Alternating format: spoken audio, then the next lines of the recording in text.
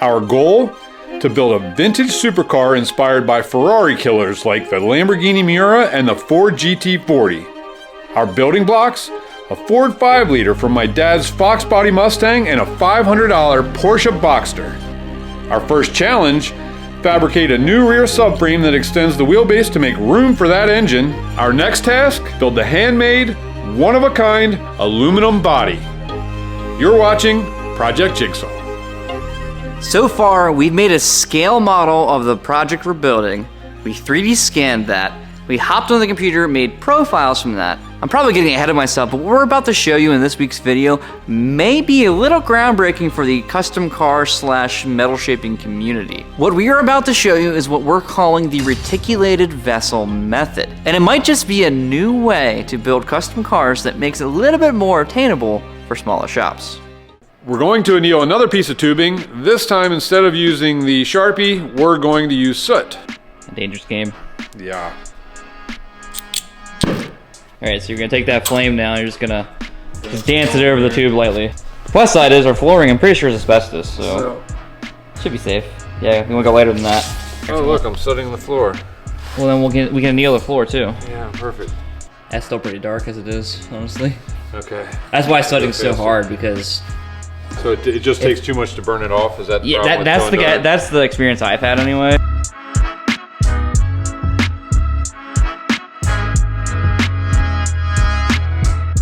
All this settling little, I think what you call those. I'm gonna call them acetylene sprites.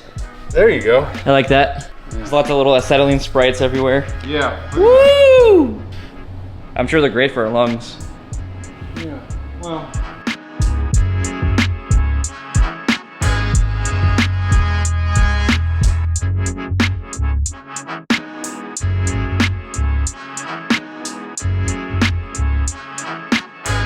That's a lot better. That's what we're after. I mean, I bought a new striker so that this wouldn't be a problem. That's thanks. Stick with the old one. See, nothing great. Yeah, much better.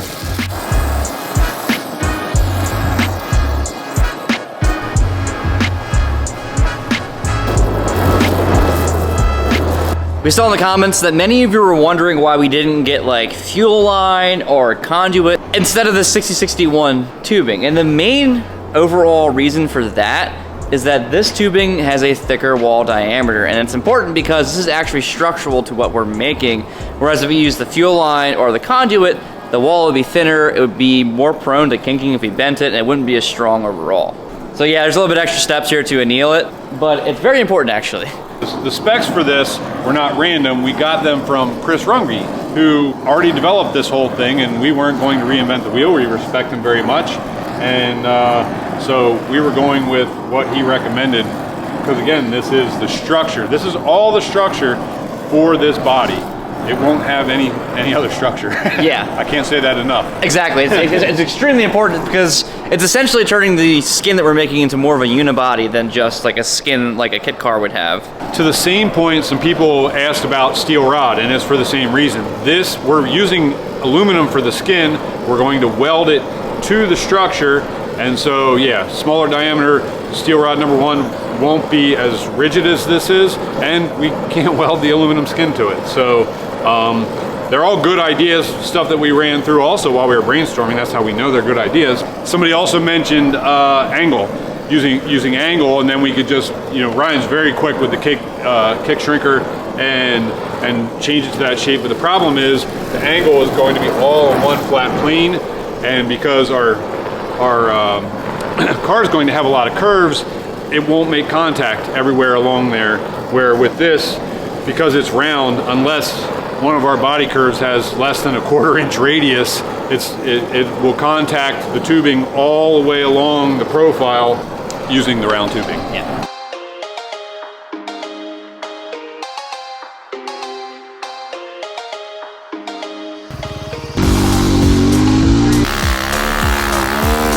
I did it. And look at this freaking mountain in front of us. Drive on the way there, you can drive on the way back.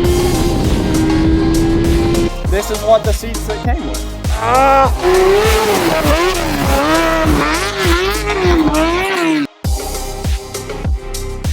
3 hours later.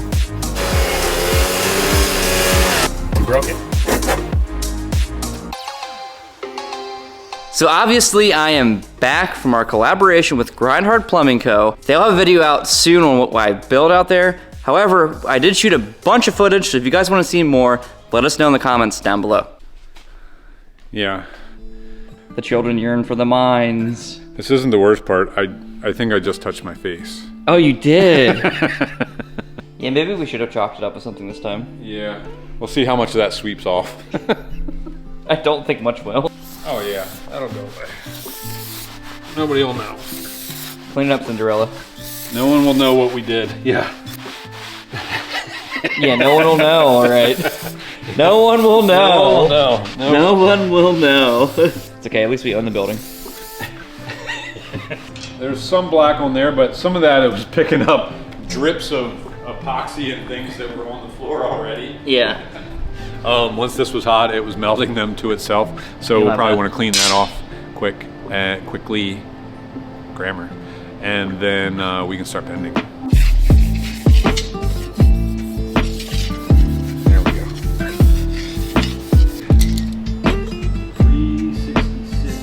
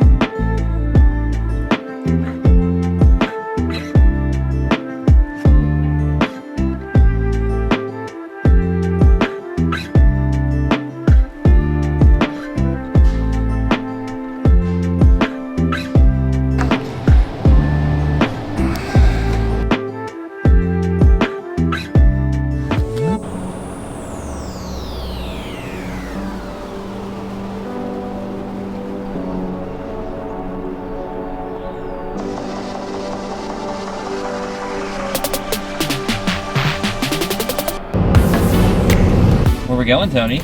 We're going back to my house. Why are we going back to your house? We gotta get a table saw so we can make this framework for our front clamshell. Didn't you just come from your house?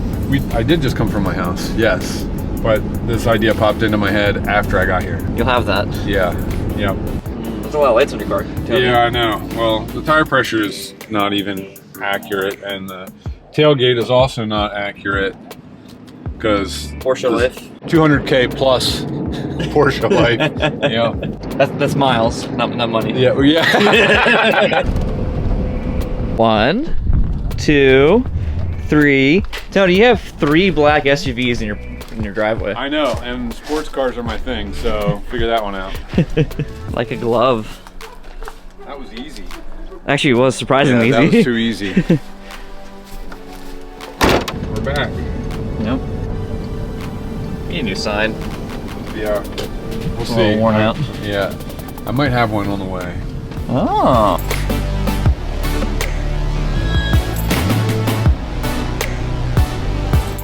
This thing is... Lives in a shed. It's primo. Yeah. Lives in a shed in the woods. Down by the river. I have chased out large spiders and snakes and mice. Don't tell your wife that. Oh yeah. I'll edit that out. When I get done cleaning this up a little bit, because it looks way worse in the lights of the shop than it did in the darkness of my shed, we're gonna make framework for our templates so that we can then use that to jig up our clamshell skeleton and put that all together. For Jigsaw. For Jigsaw. Jig it up for Jigsaw. Yeah. And then while Tony's doing that, I'm going to bend the last of the 3 main hoops for the front clamshell so that then we can use his jig to make Jigsaw's front clamshell hole. Ah, you like that? Yeah. I like that. It just rolls off the tongue. I can't even say that right. It Not just at this time of the morning. Oh my goodness. Newborn baby life. Because I couldn't say aluminum early in the morning. And then we started an argument in the comment section about whether or not that's right. Yes. Oh yeah. Yeah. And it's funny. So one thing that came out of all that is I realized that we spell it differently. One of the comments said that, you know, you're just not saying one of the letters, and I'm like, nope, you're just adding one. Yeah. But then you look at the spelling and they actually spell it differently than we do, and we spell it differently than you do. So who's right? Well, depends on who you talk to, I'm sure.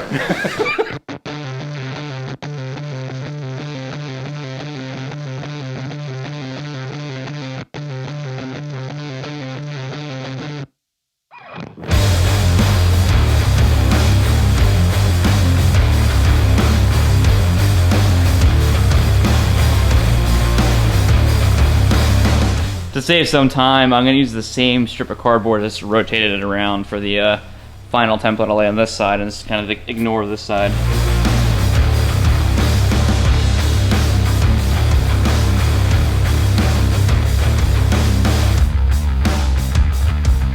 Hey, where'd you buy this wood at? Wish.com? You know. It's very not straight. That's premium. What are you talking about? Yeah, that one's pretty bad. It's okay, at least your cut will be straight. Yeah, the cut will be straight.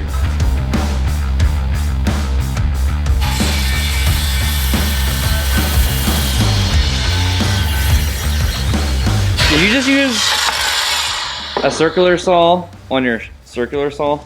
I did, yeah, for my jigsaw project. This is a table saw. It does not, I mean, I would have to reset everything to cut it this way, and it's not really made to do that. Okay. Yeah. I'll take your word for it. I'm not a woodworker. I think woodworkers will support me in this. Probably. Yeah. But not in your pronunciation of aluminum. No, or in the way that I handled that saw for that.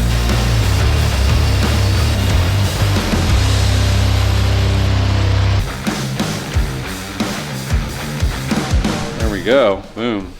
Now I just need to make one of those that's actually the full length. And I think I'll make one for this end.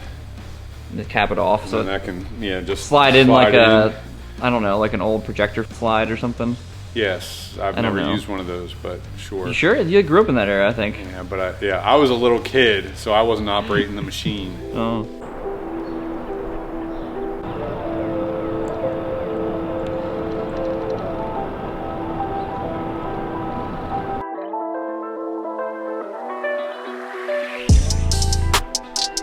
Remember how we weren't sure if this metal was fully annealed appropriately? And we're like, oh, we're gonna use it anyway, and if it becomes a problem, we'll anneal it as we go. I seem to have... I heard a snapping sound followed by an uh-oh. Yep, that's it. But it's okay, we have more where that came from. So... It's just a different radius, that's all. Sure. It's probably gonna break it. Yeah, that looks like it's gonna break. Nope, it's not gonna work. Yeah. Nope. That's why we were doing that on the bead roller. That's what yep. That's why I'm going back to the bead roller.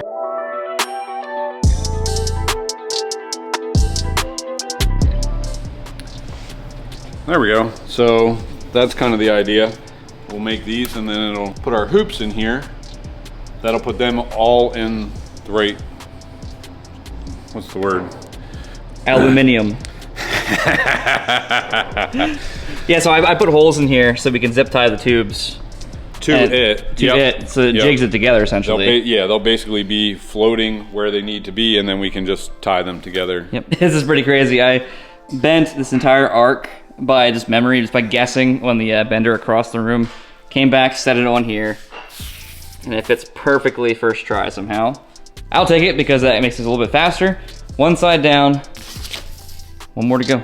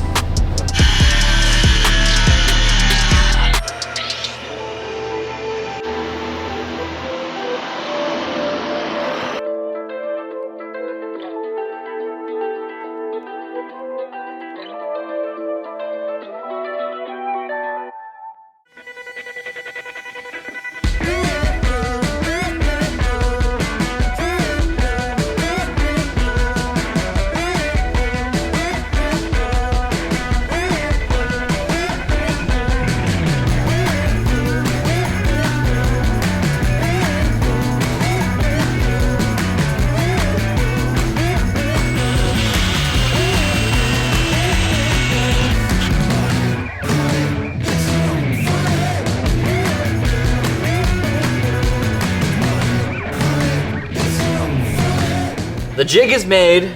Ha, the jig is up. Ha. The next step is to take our hoops and weld them together because they need to be a continuous hoop to work in our jig. So we have 3 main hoops to weld together quick. But after we get them welded together, we can start zip tying them to the jig and go through that whole process. Do you know which part of that Sharpie line to cut on? It's not a Sharpie, it's Inksol. Okay. Right. And yeah, right about there. Okay. That looks good to me. All right. We'll see.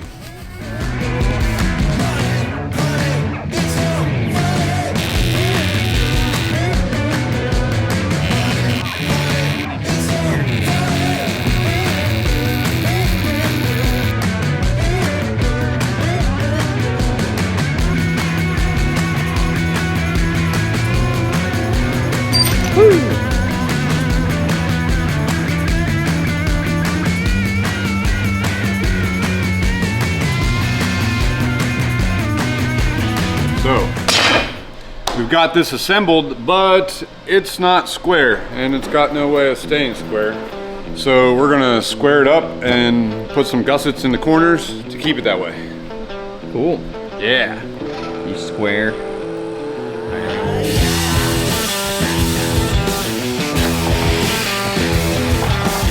You're the triangle man. Triangle man, triangle man.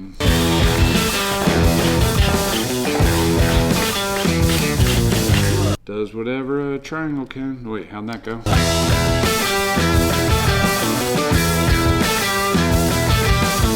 Triangle man beats person man. Triangle man.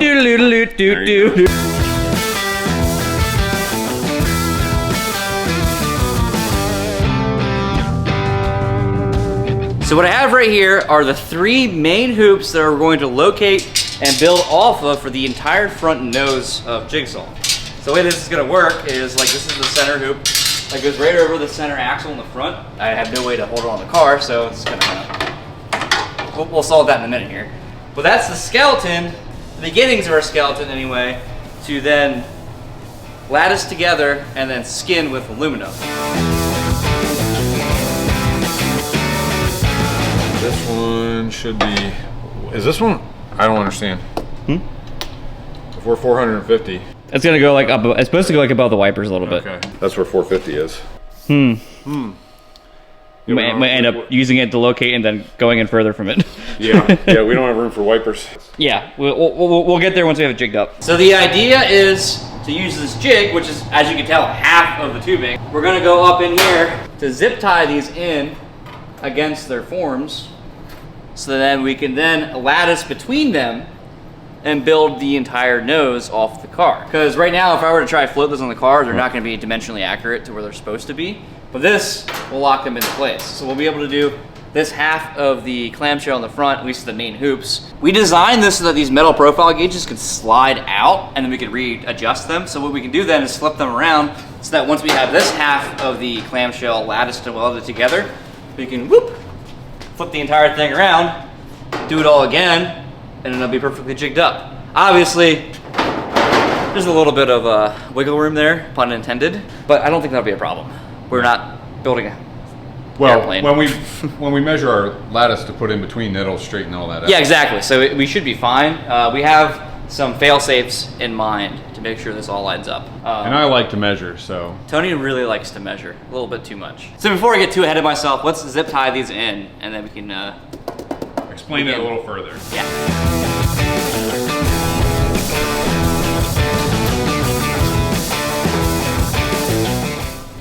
This is really exciting because I don't think anyone's done this yet. Not a lot of this people way. have done like this style, the Supercar, Super whatever. I'm not gonna try to say it right. No one's really attacked this way. Usually it's make a buck and then bend the tubing. I really like this idea. I feel like it's very optimized. This is, yeah, this is gonna be cool.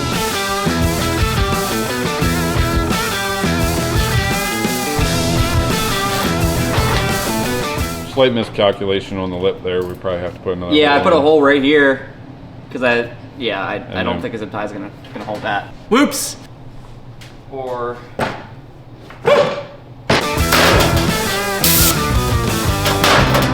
There you go.